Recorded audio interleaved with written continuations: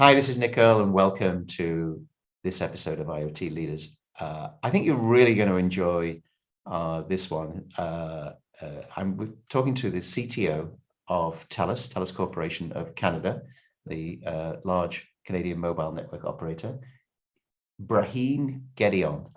Now, Ibrahim has a lot of very interesting views and some great ways of describing them. It's actually quite amusing, the conversation that you're about to hear. But he also is a real visionary. From our perspective, TELUS were the first company that we partnered with to take our platform and take it global. They now have something called TELUS Global Connect. You'll hear about that. And it sits above Vodafone's platform. It sits above Sierra's platform. It sits above, I think, 2 Jasper platforms that they have, but he doesn't really talk about that. He talks about why they did it, but then talks about his vision as to where the market needs to go, and gets into some very interesting material at the end, where he talks about the difference between the hyperscalers and the operators, and how the operators, although they may seem as if they're the guys who perhaps are old-fashioned and won't be able to make the change that's needed, actually what assets they've got, which actually could be really incredible in this future world, particularly around trust and trust from an end user point of view, but only if the operators work together collaboratively. So I think you're really going to enjoy this. So let me hand you over now to my chat with Ibrahim Gedeon, the CTO of TELUS. So Ibrahim, welcome to the IoT Leaders podcast. Now, I have to say for our listeners, a couple of things. First of all, who is Ibrahim and why am I talking to him? So Ibrahim Gedeon is the CTO of TELUS, the Canadian operator. I call them Canadian, but actually, as you'll hear in this podcast, TELUS is actually a global corporation and doing a lot of very interesting things. So we're going to get into that. But first of all, Ibrahim, welcome to the IoT Leaders podcast. Hey, thank you, Nick. Excited being here and chatting with you. Great. And that background that you've got, for those of you who are watching the video, looks really nice. Is that somewhere in Canada? Is that photograph? It is off British Columbia. It's a small area that we use the profits from the sale of some of our real estate to build and provide a haven for children that either troubled at home or need extra support. And this is from one of our engineers that provided coverage to that remote area. So it's part of our social purpose. So we use the profits from real estate to start the TELUS Future Friendly Foundation. So how cool is that? Well, that's great. I didn't know that, and I'm glad I asked you about it. So that's great. One of the reasons that we're talking, apart from the fact that I think you have some very interesting views about IoT, where it is, where it's going to go, and the value. But before we unpack that, I'd like to start because we already have a corporate relationship between Eseye and TELUS, and TELUS were the first company that white labels has white labeled our platform, and you're now in market. And I know you've got some great prospects, which of course we can't mention, but you've created you've launched a global capability under the brand name TGC, or TELUS Global Connect. So I just wanted to perhaps start off there by saying, could you share, to the extent that you can, could you share the motivation behind doing that? Because I know that you had Jasper platform, Sierra Wireless platform, Vodafone platform. I think you had, you're using at least 3 platforms, and then you did the sort of overlay with to create TGC. Can you share a little bit what your motivation was for doing that? Well, Nick, if you don't mind, I'd like to go a bit back for the folks watching the podcast. We partnered with Eseye because there's a similarity or convergence of destiny on what the end user should do. So I don't want to be flowery. I'm a geek, so I'll be very. The partnership with Eseye had us at frictionless. So one of the biggest challenges that I think the industry's had is there's always these ecosystems that are very heavy and actually impact going to market, one. 2, impact how a customer is onboarded, and 3, the global reach is not using next-gen technology. And I think a lot of it comes from protecting your existing revenues. So as a business person, yourself and myself, you either use legacy as a launch pad to the new stuff or as a boat anchor. And we felt in the IoT space, we had a lot of great partners, as you mentioned, some of them, but a lot of it was hinged on minutes and bytes, which defeats where the world's going. And then if you look at the fact that TELUS's vision is the future is friendly, and there is technical meaning behind that marketing term. Eseye is all about frictionless. That was the right partner to build an umbrella, because you really need to build an ecosystem. So when you say you white label, I don't take exception, but we didn't white label. We actually partnered and onboarded.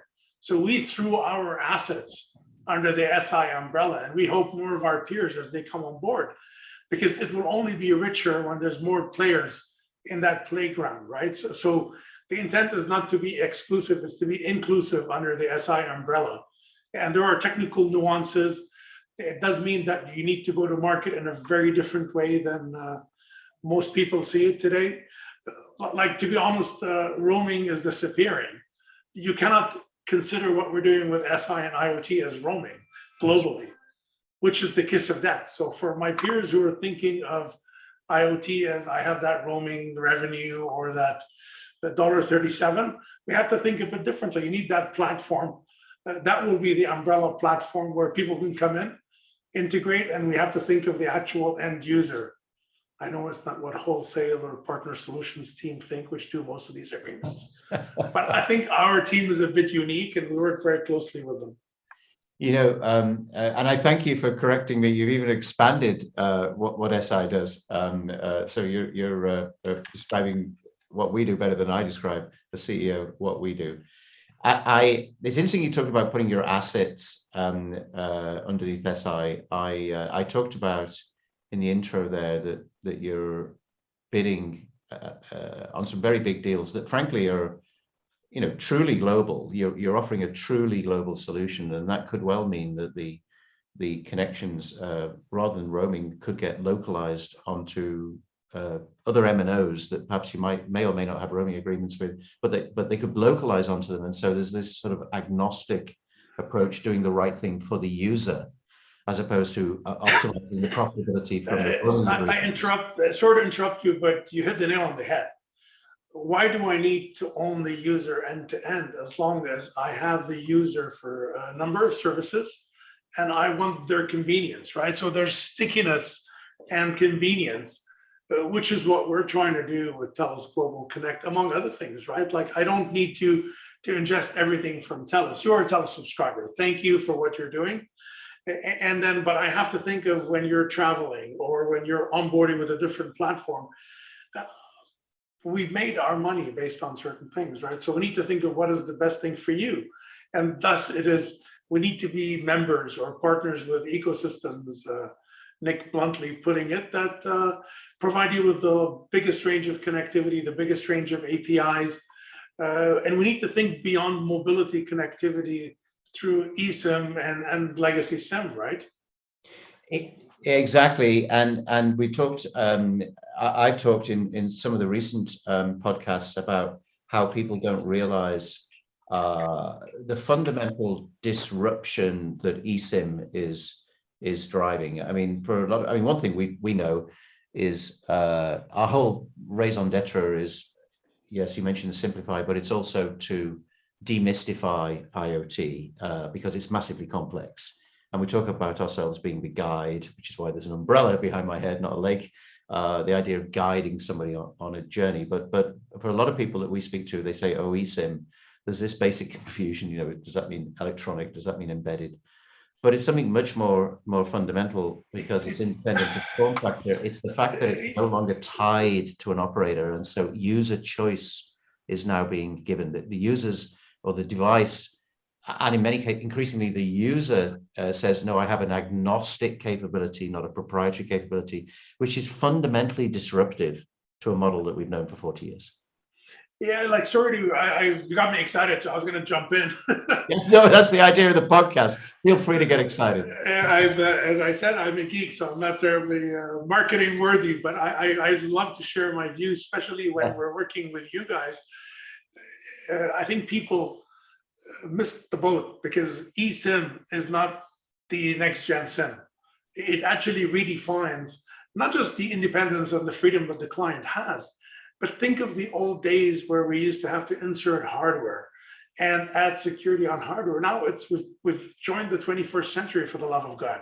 Like where we're able to actually manipulate those parameters. So two things. One, you talk about is independence. And yes, it does give you independence, but it's not so much independence from your operator. It's the independence, the ability to do way more with your current device than you would in the old days, because it's tied to a walled garden. And the other part where people, I believe, it's a misnomer. They say, oh, well, what's eSIM? And it's just another SIM. Is because if you don't invest in a next gen stack, and I'm talking about OSS, BSS, then you're building a skyscraper in Venice. You have a 30, 40-year-old, no, but you do. You have a 30, 40-year-old legacy system that's so used to minutes and bytes and picking a roaming partner, and you add on an eSIM, it will have the same behavior. You are truly, it's like when people, they misbuilt 5G. So you know what? It's so easy to do 2G with 5G. You just do nothing. You leverage the old technology. I think it's critical to take eSIM, and that's why we're excited about the work with you guys, to take eSIM and think of it as a disruption, not just in the technology of implementing authentication and verification. You have to think of eSIM as a vehicle that enables other services and what adds on. And then you have to think of the ecosystem. I'm not being negative. Nobody's going to get fired to give 5G that looks like 4G. That's what most of the telcos did. It was a nuclear war. Mine is bigger than you, yet there's no devices. I remember around the world, like, whose 5G is bigger? And I think it behooves us to do to look at people like Eseye, and I say only Eseye, not that you don't have competitors, but I love the DNA and the agility of being able to get together and say, okay, well, eSIM redefines how people ingest and consume operator services and third-party services. That's critical. Yes. What does that mean? Yeah. You know, by the way, I have no problems with you mentioning Eseye, but yes, other MVNOs are available, as they say. You know, we've both been in the industry a lot of years, and one of the lessons that I learned, having worked in multiple countries, is that there's two fundamental ways always of looking at things, from the inside out and the outside in. And when you do look inside out, and you know, when you're a hammer, everything looks like a nail. You just do very slight increments to what you're doing, and you think that you're making significant progress. But actually, when you look outside in and you look at what people actually want to do and the potential for IoT, to your point, it is so big that if you take a narrow parochial view, perhaps because you're trying to protect a P&L or a legacy business model, which is the primary reason why people don't embrace change, in my view, because it disrupts a business model, it disrupts the way people are paid and remunerated. But actually, when you do achieve the leapfrog and say, you know, I actually am going to embrace this, and I know it's different to what I did previously, but actually it gives more user choice, that's when you jump forward. And then you make progress. And I mentioned the fact that in the intro, you guys are global. One of the things that was attractive to us in the partnership is your TELUS International business, because I didn't realize, I must admit, how big that is. I mean, it's a big, I think it did its own, it floated. We floated on the stock market. We maintained, I think, approximately 60% of ownership as TELUS. Right. It did very well. Like, it's $10 billion valuation, which is more than most telcos around the world. Is that right? But it's a very interesting offer, right? Like, it's not just IT outsourcing; it is a full service. Right.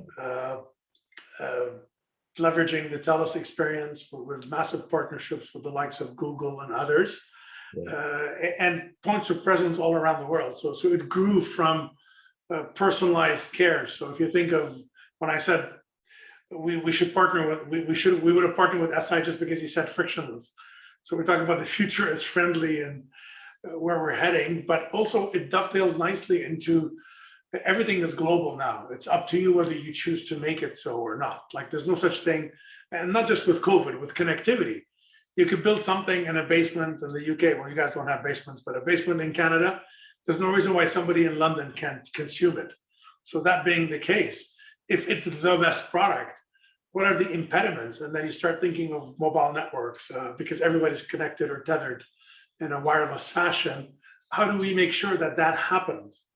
And like eSIM to me is a wonderful progression on devices and connecting devices and that connectivity. But from a corporate point of view, we're massively invested in health, agriculture, and the work we're doing with TELUS International. So you're right, like if you look at the bulk of not just the revenues, but the bulk of emphasis and investment, if you take broadband off, which all operators are doing to make sure there's proper broadband, be it wired or wireless, it is these verticals that we think are truly global, and there's some centers of excellence that can publish globally, Nick. And it's a blend of the value of I mean, at its most simple form, the moment you have a cloud-based virtualized capability, it is inherently global. So we come from a global world. We Eseye come from a global world in that we're cloud native.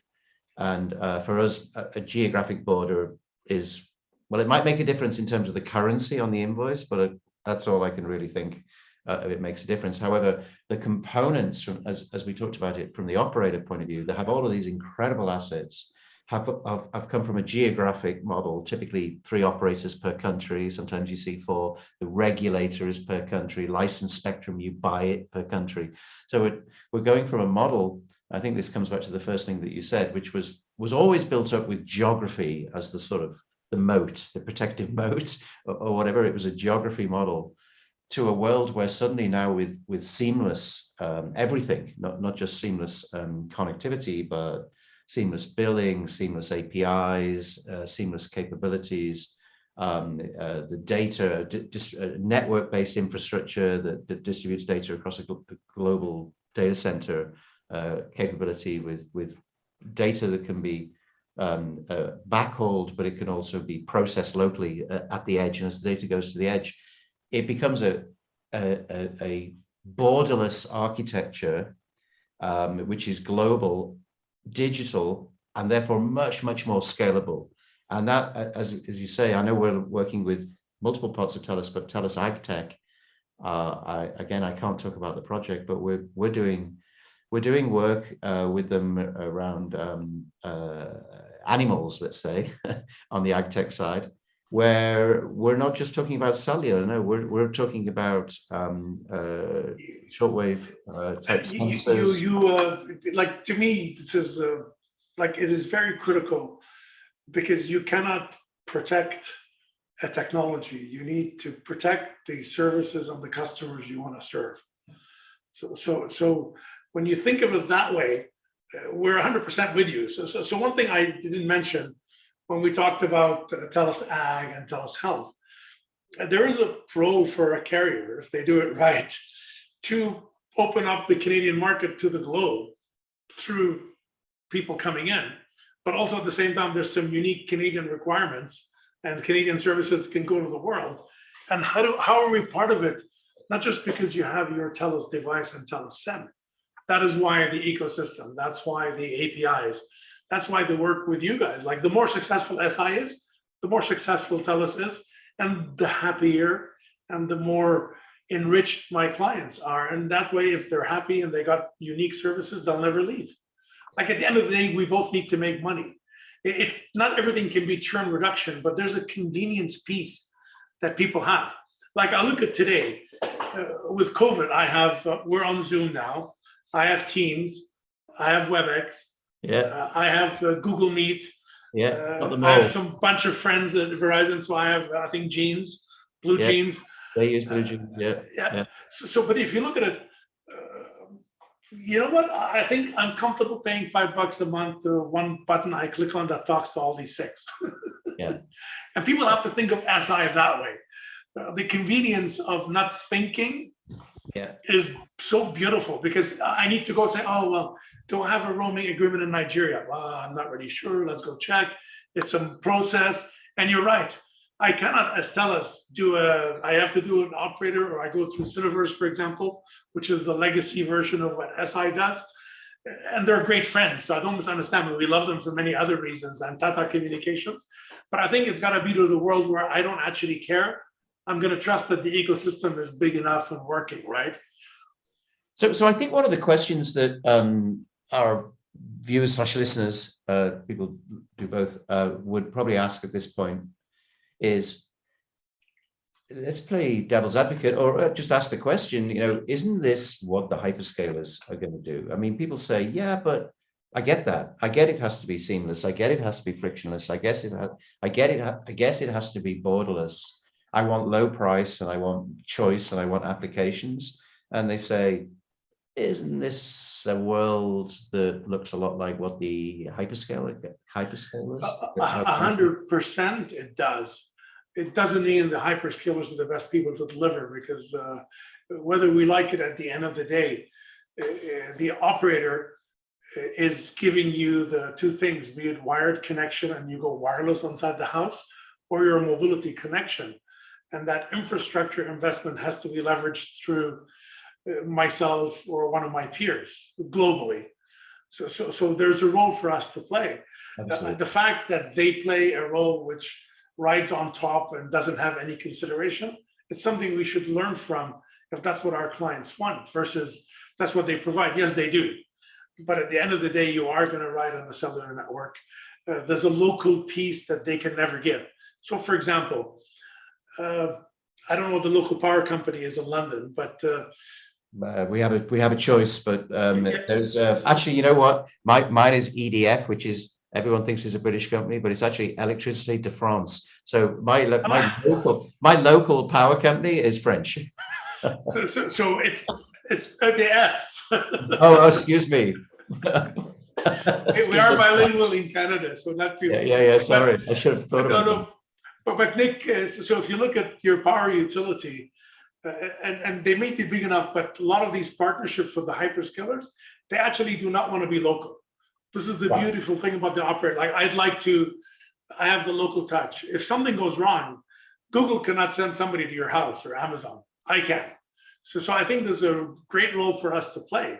The fact that they do certain things well does not mean my job is to say, oh, I'm not going to implement. Actually, no, I'm going to replicate. I mean, you look at F1, I take best practices, dovetail them.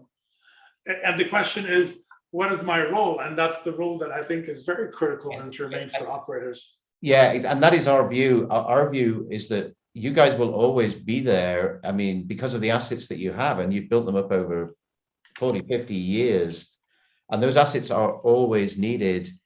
If you can take the ease of use, the friction, the choice, the global capabilities, and apply them to the assets, particularly if multiple operators can do it at the same time, you arguably create a 1 + 1 = 3 situation, because you've got the best of both worlds. You learn from the ease of use, the speed, the choice, everything that the hyperscalers have got, but you're leveraging the, frankly, $1 trillion plus assets that's in the ground, that's piped into everybody's house, into everybody's business, that you need, the tower infrastructure, all the expertise. So it's really a change management transition that we're seeing in the industry here. And I think eSIM is the trigger that's, and some early adopters such as yourself and some others coming down the pipe, this is the trigger for the best of the lessons that we've learned, and we learned them, by the way, in cloud. They're not new to IoT. This happened in data centers and applications. We learned them in cloud. Now the chance is to take those lessons and apply them to the operator capabilities, and then you have the best of both worlds for the customer. Yeah, and then just to close off on this point, that's what eSIM is all about. You're actually gone away from physical boundaries, which is what cloud or network function virtualization does in theory. I mean, you need Not that TELUS is special. I think we are special, of course, but we have such a closely knit executive team and a bunch of actually people that work, and we foster what I call high technical EQ. So, Nick, what you're talking about is connect the dots. Make sure your NFV guys talk to your cloud guys, talk to your wholesale guys, talk to your SIM guys, talk to your core guys. And as long as there's smart people talking everywhere, they see exactly what you're seeing. But we need to use every disruption as an opportunity to make customers happier and of course, increase top line and reduce cost. Yeah, I think the NFV analogy is a good one. And I want to switch subjects. My last question on this, I promise. But as regular podcast listeners will know, I was 13 years in Cisco, and when NFV and SDN, so network function virtualization, software-defined networking came in, it was like, whoa, this is a threat. You'll need less boxes if you can actually put create a dynamic, flexible, event-driven network capability with a software overlay on top of physical assets. Is that an opportunity or a threat? But actually, if you take a company-wide view, and in terms of what the market opportunity is, it's an incredible opportunity. But if you take a view of, no, my job is to sell more boxes, it's a threat. And the same with NFV, especially NFV to the edge and containers, because the applications are going into containers like Docker and Kubernetes, and they're going to the edge. So everything is what I mean by network level orchestration. Everything has to be virtualized and extended to the edge beyond the hyperscale. It isn't just a hyperscale world, and it's a behind the firewall, it's a hyperscale. And now it's going to be an IoT edge, and the IoT edge will in most cases go through the operators. So absolutely, the opportunity here is to connect the whole thing. Hyperscalers will do the middle ring, if you like, but the edge is a different issue, particularly when you look at what's happening. So I think there's a tremendous amount we can do. I don't want this to dominate the podcast. I do want to move on to another area, because you and I could probably talk for hours. No, but I also, as you're preparing your notes for the second question, I think people also forget that I'm in Italy and I found this cool lamp. Why, with the price points, is it not eSIM capable? I bring it home. It should be freaking touchless. Like the TELUS should discover it. You come to your house, you put it. TELUS should discover it. TELUS should have a launch pad saying, oh, well, you've added another device, rather than, oh, well, you need to activate, you need a rate plan, you need. This is the part that I think when you think of connected, what we need to learn and also actually implement as operators for these subscribers. Sorry, Nick, I interrupted you. No, it is a bridge. There are certain consumer devices, of course, where I think you could argue they're pretty close to that. There are some devices. I mean, the Kindle is a good one. You know, I take my Kindle, I go on holiday, Italy, or the beautiful lake there, British Columbia. I know that part of the world. Our daughter went to university at UBC. And you know, it just kind of works. I don't really think about it. I turn it on, it knows who I am, it connects, and I know it uses a technology called SMDP plus in terms of being able to do that.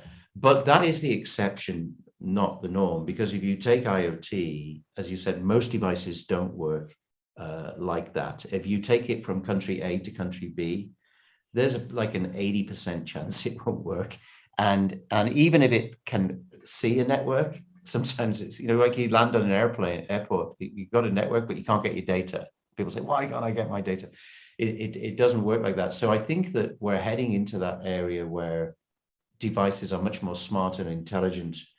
They are not just cellular, but they'll be, I was going to say Sigfox, but I can't say that now because they've gone now, unfortunately. But you'll have LoRa, you'll have Bluetooth, you'll have low Earth satellites, and so and it'll sort of be and today we talk about them in acronyms, but in the future it's just, you know, the perfect technology is when it becomes invisible. Whoever it was that said that first, you know, technology has become invisible when you don't think about it. It has become a mainstream when you don't think about it, and it's become invisible.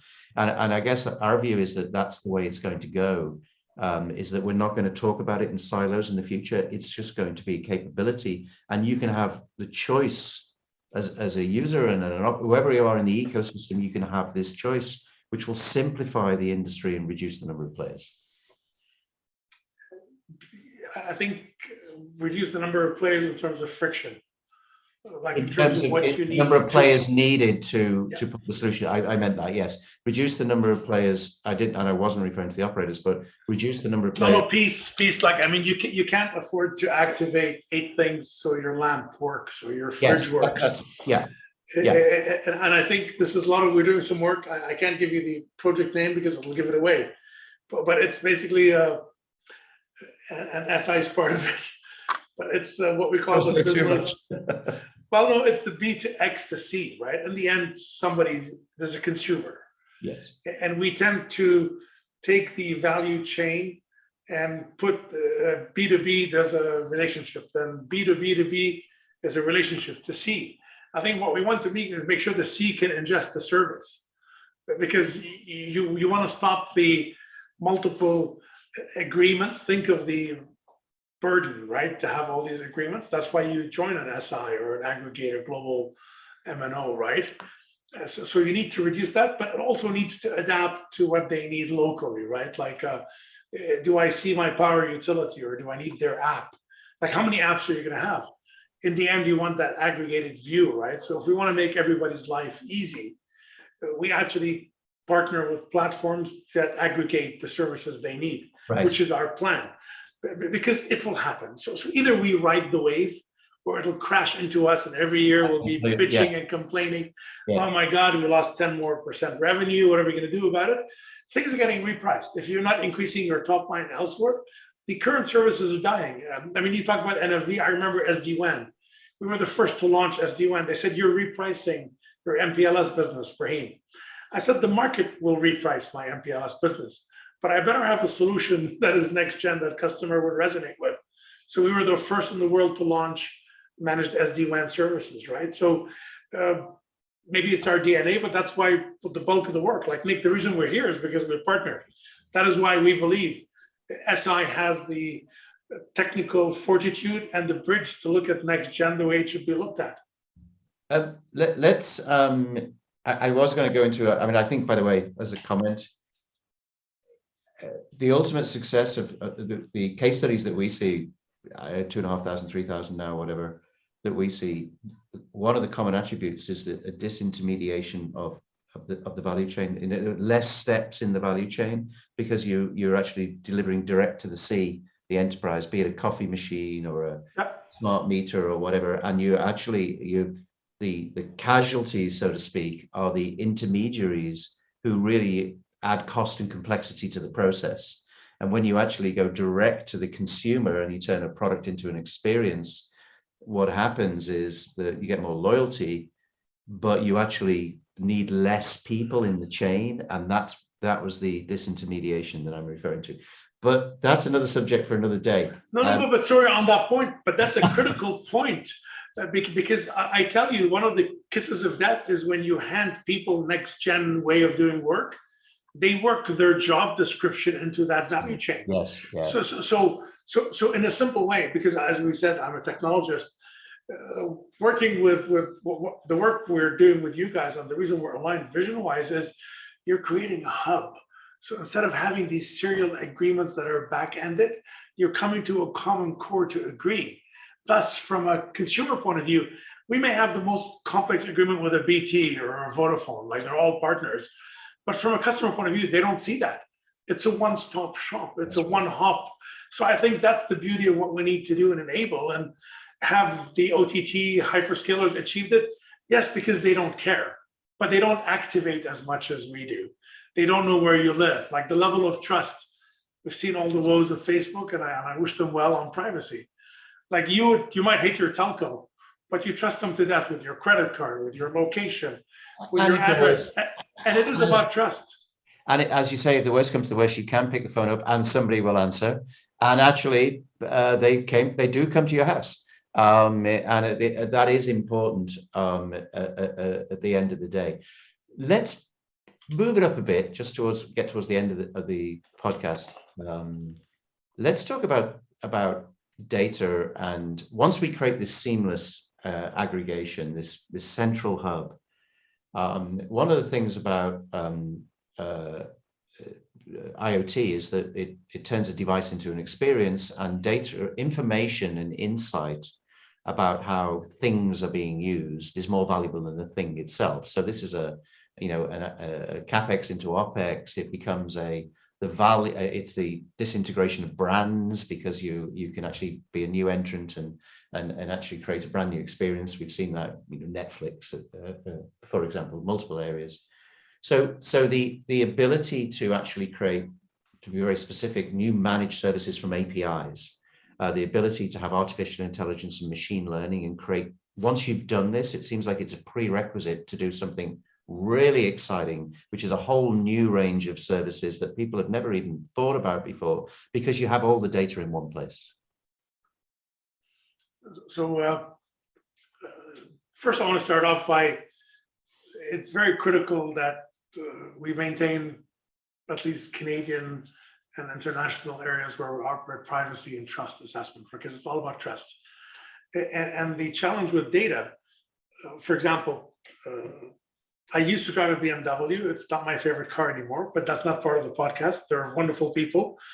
But it'll be nice if you like, let's say, a certain brand of car. And I know you like them, that the ads that pertain to that car are the ones that you see. Right. So there's a convenience piece. Does it intrude on your privacy? It could be done in an anonymized fashion to leverage. So I'm with you that it's the data is where 1 + 1 is 3. And unlike certain companies, we don't use them for our benefit. It's for the end benefit of the consumer. So I think there is a massive role for the operators where they don't maintain the data for themselves. They actually maintain it to support that B to B to B to B, So whatever it is. they're not trying to monetize the consumer, essentially. Yes, I'm not trying to monetize the consumer. I'm actually trying to enable the value chain to be better. So instead of sending commercials on saddles, well, in a place where there's no horses, that doesn't make sense. But if we're able to identify it, then this probably is pretty appealing to have commercials on next-gen saddles or whatever they are. So you're right about that. I think the trust issue is something we as telcos need to align. So there's lots of work with the GSMA and the United Nations on data trust and ethical AI. But that is the true opportunity, is not monetizing the data. And I think that's what's happening with some businesses. They said, oh, I have data, it must be valuable. Okay, guys, but I mean, we're throwing all our data. That's what we talk about, partnering on the assets. So I'm throwing everything that relates to Nick in one pool. So Nick is happier. We all benefit. Versus I'm here to sell Nick's data. So I think there's a fundamental shift in our approach to data and trust, and other companies, the non-telco competitors. So most telcos adhere to the principles we have. And I think that's why the sooner we get to a hub place where I don't have to think whether it's Vodafone or TELUS or BT or Deutsche Telekom or Verizon, the happier we are. But we do need a couple of things. We do need uniform APIs. And then we can talk about which standards body can do it and if we want them in my lifetime or not, because some of them are not the most agile. But also we need the common data models. So how do I model a business? How do I model a farm? You talk about ag. How do I model a physician? How do I model a patient?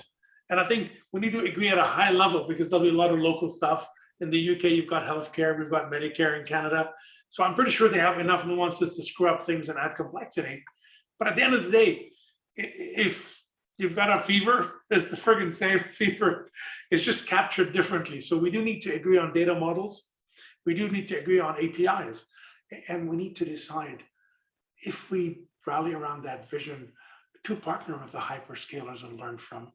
We need to actually force them into certain things, and they will if they want to benefit from the larger ecosystem. We're describing a give and take. It always is. It's a give, copying the best practices and the learnings, the agility, the speed, frictionless, but at the same time, you're coming from a basis of trust. You have a brand.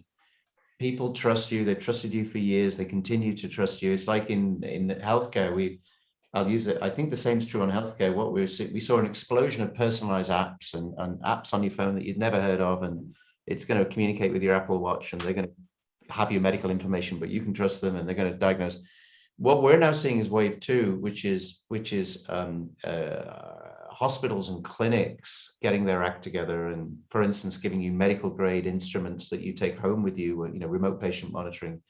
You go home and they send their data into an AI engine, which the clinicians look at, but now you've got the people you trust looking at your personal data, as opposed to a startup that's trying to, do an IPO, looking at your data and giving you the answer in your iPhone.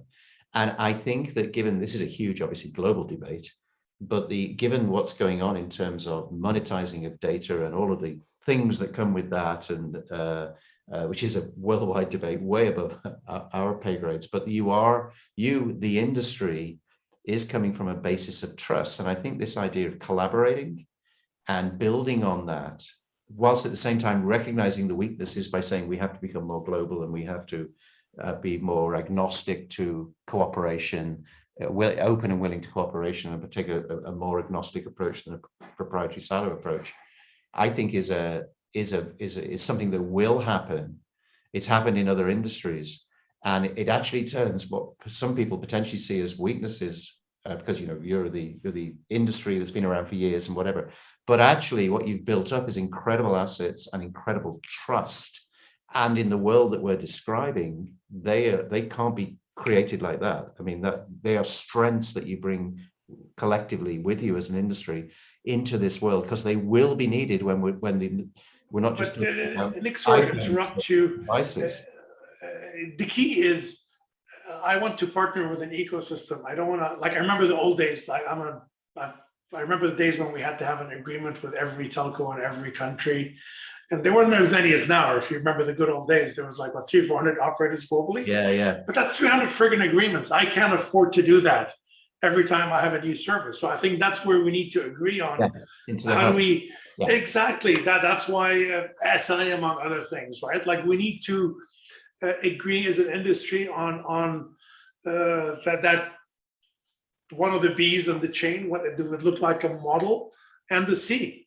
And if we all agree, then you can have I don't know what football team you cheer for being in the UK. Well, I have to. Oh, well, you give me an opportunity to say it has to be Liverpool. I'm born and bred a Liverpool fan. Okay, so I'm a Leeds United fan, which is there's two of us in Canada, so I'm pretty excited. I'm 50% of the. But the reason I'm mentioning it is you're able to get that localized piece with the global nature, right? And I think this is critical to the work we need to do. But I need to agree on Nick, on Brahim. There's your Liverpool persona. There's my Leeds persona. You're the CEO of Eseye. I'm the CTO of TELUS. And these need to cohabitate in an area where, oh yeah, there's a game. Is there a sale on clothing? By the way, I try to get jerseys for my son who hates soccer, football. Nobody's selling Leeds anymore. They're so far down, but maybe I wasn't going to mention why. That's yeah.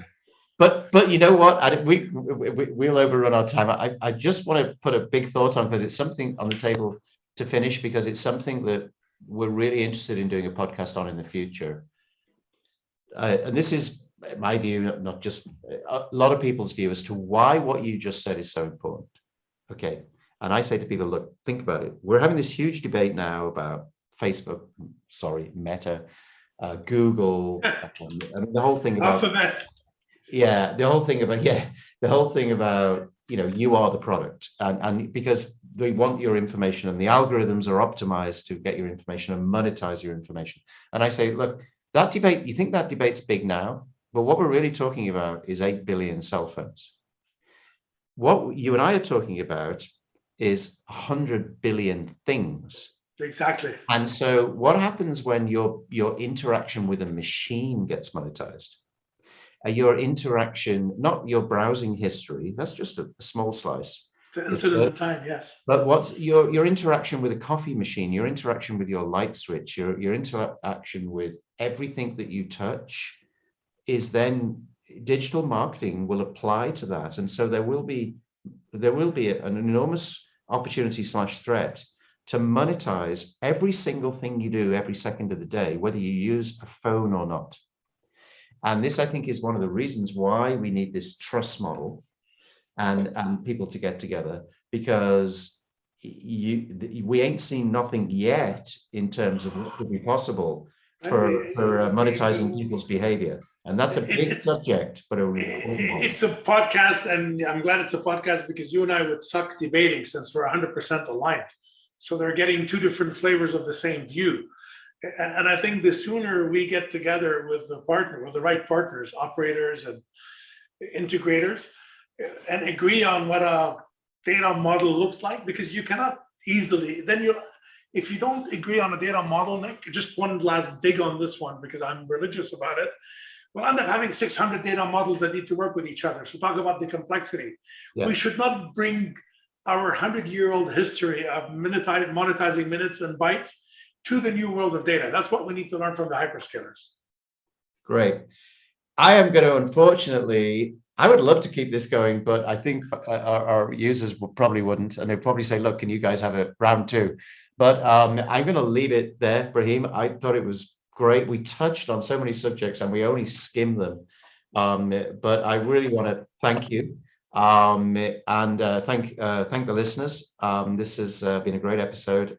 You've been listening to, as you know, the IoT Leaders Podcast with Ibrahim, who is the CTO of TELUS and an absolute visionary and a pleasure to talk to. As always, if you have any feedback or suggestions, you can contact me either on LinkedIn, Nick Earle, E-A-R-L-E, or we have an email, iotleaders@eseye.com. But let's leave it there. And Ibrahim, thank you so much for sharing your thoughts and that beautiful view of the lake behind your head, and the story indeed, which was really nice. Nice little bonus at the beginning of the podcast. Thanks very much, and thank you to all of our listeners, and I'll see you and talk to you on the next IoT Leaders Podcast. Stay safe.